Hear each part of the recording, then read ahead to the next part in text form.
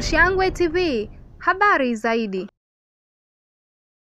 Kupongeza serikali yetu ya Tanzania kwa hatua ambazo imechukuliwa na ambazo tunaziona zikichukuliwa, hasa kwa jambo linalohusu haki za binadamu na kipekee haki kwa wanawake na watoto, hasa watoto wa kike. Tumeipongeza serikali kwa uamuzi wake wa kutoa tena fursa kwa watoto wa kike waliopata mimba na kupata kuruhusiwa tena kuendelea na masomo yao. Hili ni jambo jema, na tumeendelea kutoa wito kwamba ni vema hawa pamoja na kupata hiyo elimu waendelee pia kuangaliwa na kutunzwa, kusaidiwa katika jambo la utunzaji wa watoto wao, lakini pia kuwalinda na unyanyapaa wa aina yoyote, kuendelea kuona kwamba hawanyanyapaliwi na jamii ya Kitanzania. Hilo ni jambo mojawapo, lakini muhimu zaidi ambalo tumetoa ni kutoa wito kwa serikali na kuendelea kuitia moyo serikali yetu kuona kwamba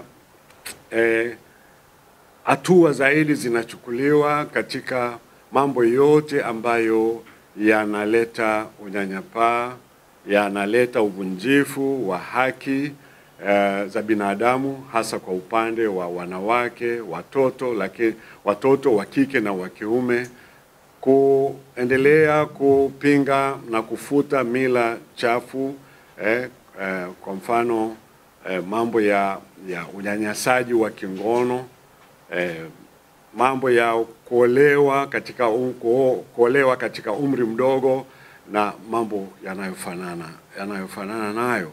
Sasa haliungi mkono au haliendekezi tabia au matukio ya watoto wetu kupata mimba au tuseme hata nje ya ndoa au wakati wako masomoni. Lakini kwa kuwa inatokea, kanisa, jambo moja ambalo tunasema na tunataka lifanyike hapa ni kuwanyanyapaa na kuwaonea na kuwanyima haki zao kwa kuwa limetokea. Hao ni watoto wetu. Lakini jambo la pili tu ambalo tunakaza katika hili ni kwamba itolewe elimu juu ya afya ya uzazi. Elimu juu ya afya ya uzazi. Wakati mwingine tumekataa kutoa elimu hiyo na watoto wengi wametumbukia katika janga hilo kwa kukosa elimu na kwa kukosa ufahamu. Kwa hiyo haya mawili yakienda sambamba, mimi ninafikiri tutakuwa tumetenda wajibu wetu pia kama kanisa. Nyie wenye watoto mlivyotakiwa mrudi kazini, mtoto ana miezi mitatu unatakiwa rudi kazini, ilikuwa ni rahisi? Unahitaji house girl, unahitaji mtu wa kuangalia mtoto, unahitaji wewe mwenyewe kujitunza saa 6 uwe umerudi kunyonyesha. Fikiria huyu ni mtu ambaye aliyemzalisha akakimbia, wazazi pia bado hawako na yeye vizuri, kwa sababu kile kitendo cha kuzaa mtoto nyumbani hakuna mtu anakipenda.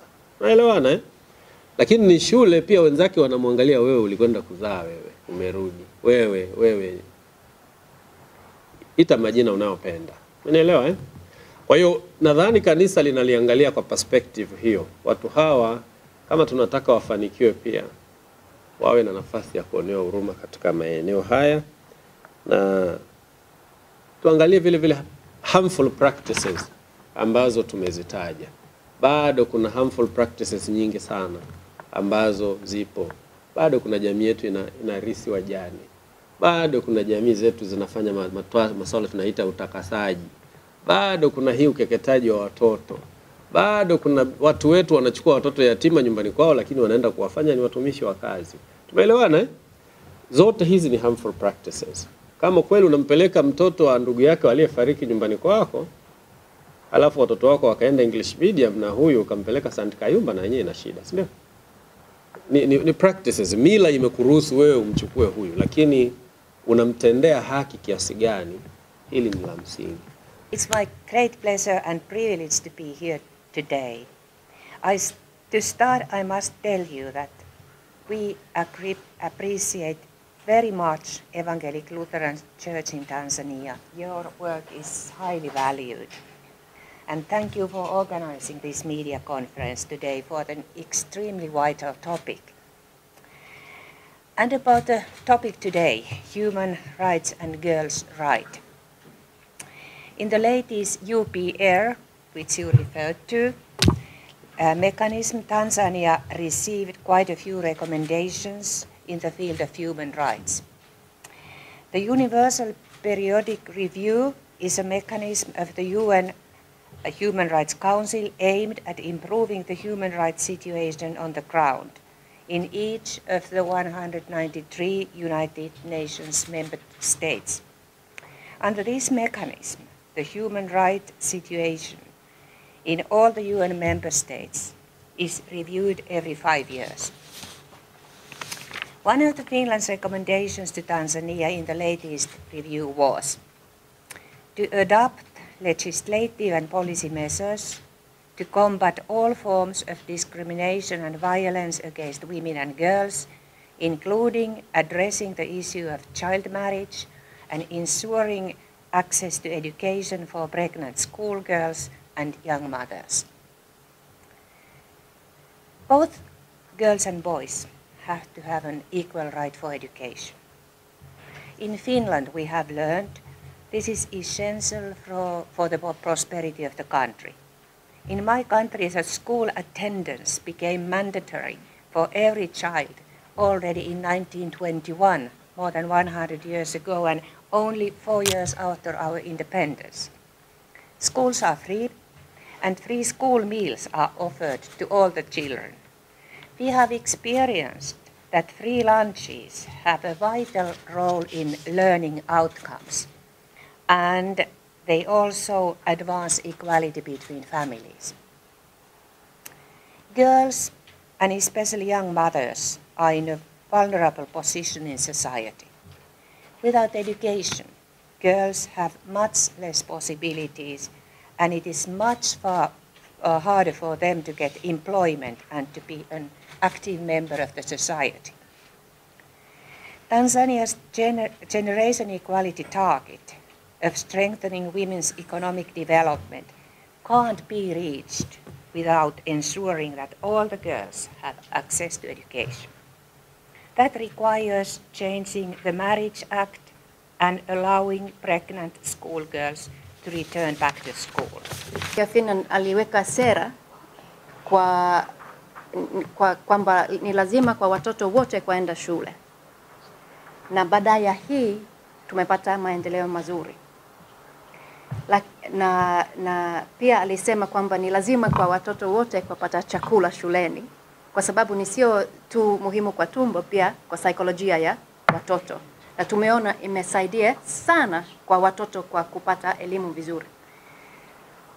Lakini kwa pande yangu nataka pia kuongea historia ya Finland.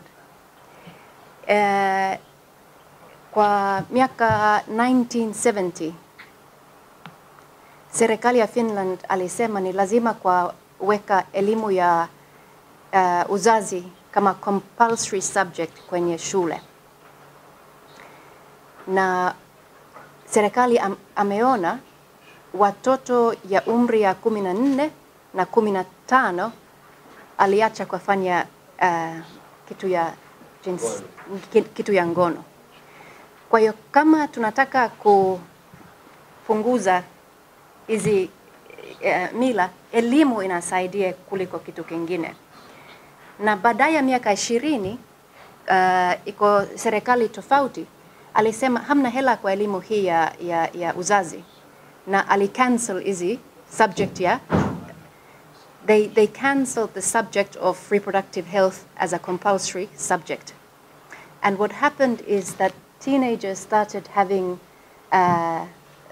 sexually transmitted infections, and the number of 14 and 15-year-olds who started having sex increased again. So in our country, we have seen that the introduction of this life skills-based sexual and reproductive health education is very good for the health of young girls and boys. Pia nilifanya kazi kwa miaka 11 kwa pinga ukeketaji hapa Tanzania. Na kwa Tanzania ndani ya miaka 20 iliyopita ukeketaji imepunguza sana kuliko nchi nyingine Afrika. Kenya and Tanzania have recorded some of the highest reductions in FGM in the continent. Now, the way that Tanzania has reached this reduction is by following a comprehensive strategy where police has a part, health sector has a part, education sector has a part, and faith leaders have a part, and media has a part. And when those strategies are implemented together, that's when we see progress.